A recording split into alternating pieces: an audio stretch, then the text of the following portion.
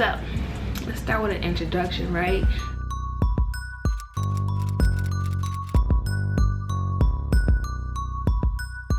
My name is IT2 Booz. I have been in the Navy for about 4 years. I'll make 4 years at the end of this month. I came in the Navy as a E1, so I made rank E5 in about like 3 years. Yeah, 3 years. People have many reasons for joining the Navy, the Army, or whatever branch it may be. So for mine, it was literally to get away. I needed something different. I was tired of feeling like I was stuck, you know what I'm saying? Was just like, that's how my life was gonna be. So I wanted to change, so that's why I joined the Navy. I did a year of school, and I'm like, this ain't for me. While I was doing school, I was trying to balance like 3 jobs just to like pay for like just to make like ends meet. Like I didn't want to be broke while I was going to school. Like I was just trying to get money, and school wasn't playing into that. Okay, so then at that point I ended up getting my apartment. I'm like, I got bills to pay, like, so I stopped going to school after like a year. Just tired. Like I'm like, dang, I ain't got enough for the rent, but yeah, I'm working so hard, you know what I mean? Like I was just like, what the heck, like this not adding up. And I was just tired of that. At first I was gonna join the Army, but the recruiter was trying to get me to leave in like a week. All right, so it threw me off. I'm just like, whoa, this ain't even for me. Like that's why I started thinking this ain't even for me. So I stopped looking into it probably like 3 months, and then I hit up one of my friends, she in the Navy, and I'm like, hey, can you give me a number to your recruiter? And her recruiter was dope. Well, my recruiter as well now. She was just dope. Like she was just like, listen, I know you still thinking. I'm gonna give you some information. I'm not gonna peer pressure you to join because it's your decision. And I'm like, you're right, it is my decision. Okay, so okay, let's see how this goes. She was just dope, you know what I'm saying? She gave me information I need. I don't think it was ever like bad blood at all. Like, you know what I'm saying? I feel like she didn't lie to me about much. Like she just kept it 100, and I honestly didn't ask questions that because I kind of knew a little bit already about the military. So I don't even think she lied to me like that. Shoot.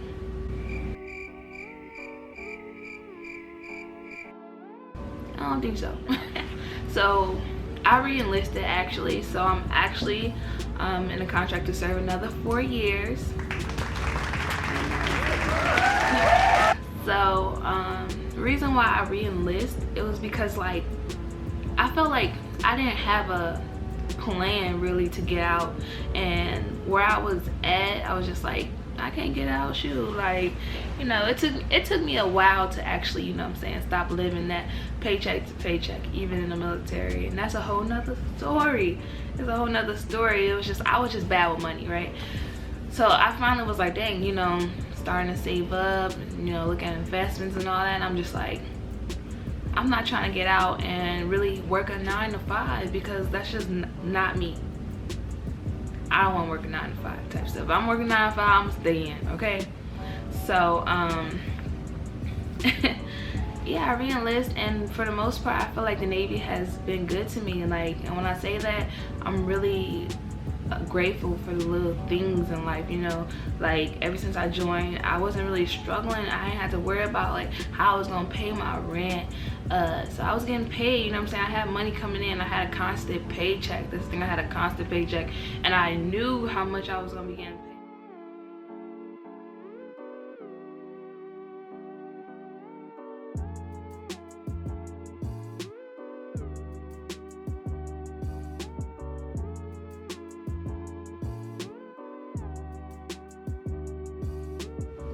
Yeah, they sent me to school. I learned, you know, about IT work. Yeah, I never really knew much about IT, honestly. So I learned about IT, and I feel like I'm a good technician in a way. I can catch on really quick, and I'm going to school again right now for more training, basically, for IT, system admin. So you can get a lot out of the military, you know, like you can get so much out of it. That's another reason why I decided to re-enlist, because I feel like I gotta get everything I can from the Navy itself, you know what I'm saying, before I actually decide to get out. So I stayed in because I do want to pursue TA, because I want to use TA to get my like a bachelor, What I say, bachelor's or associates or bachelor's in IT, and then you know that way I can get out and I'm having this good job that's paying well because I got certs and stuff like that. And also I want to use my GI Bill for something else other than IT, because IT was something that I was led to by the Navy. So I'm like, I don't know if it's really my passion, but I know I can do it. So yeah, I didn't have a clear plan, but now I'm like, all right, I'm setting up my plan. This is why, because I kind of wanted to get out, no lie, I wanted to get out, but it's just like I wasn't there yet, and it made sense to stay in and get what I can out of the Navy, you know, and still have a constant paycheck. What else? If you see me looking down, I just jotted down a few things to go over in this video, that's all. Yeah, so as I was saying, like, getting the most out of the Navy is the number one reason that basically I decided to re-enlist, along with the side that your girl was broke. I was broke, okay? I was broke, okay? I had to stack some money. I want to get out and then I had to immediately go work at McDonald's and nothing like that. That wasn't me, okay? I'm trying to get out with some money, too. Don't worry about me, worry about yourself. No, I'm just kidding, Alright, so like I was saying, getting the most out of the Navy. So if you're thinking about joining, I just want to say, actually look into getting the most out of the Navy. And when I'm saying that, like, or whatever branch you're about to join, get the most out of it, like, period. Just look into getting the most out of it. So what I mean by that is starting with taking the ASVAB, right?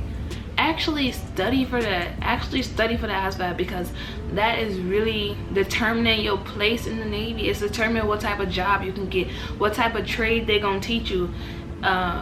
If you good at that trade, you become good at that, like, you're literally setting yourself up for success just from actually studying, you know, because they give you jobs based on which bracket you score in.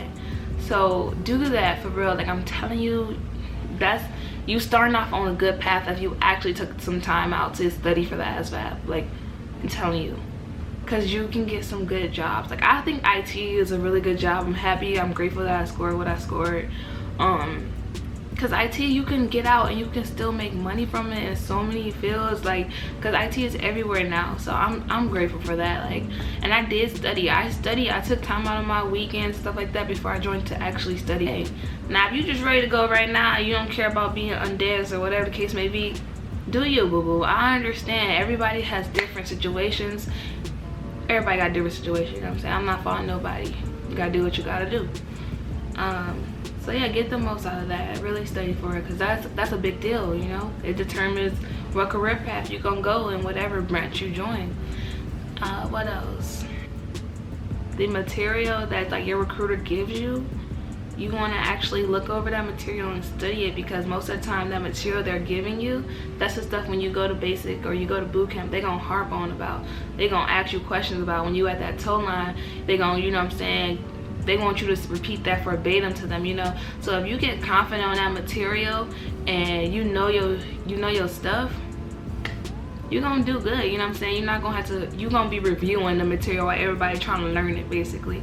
So that's a really good thing to do, like, actually review that material, get to know it, because, you know, while you on that tow line, they gonna ask you, like, who wears this chevron and who does that, and if you know that stuff, you just basically reviewing it, like, you gonna eat up them questions, you know.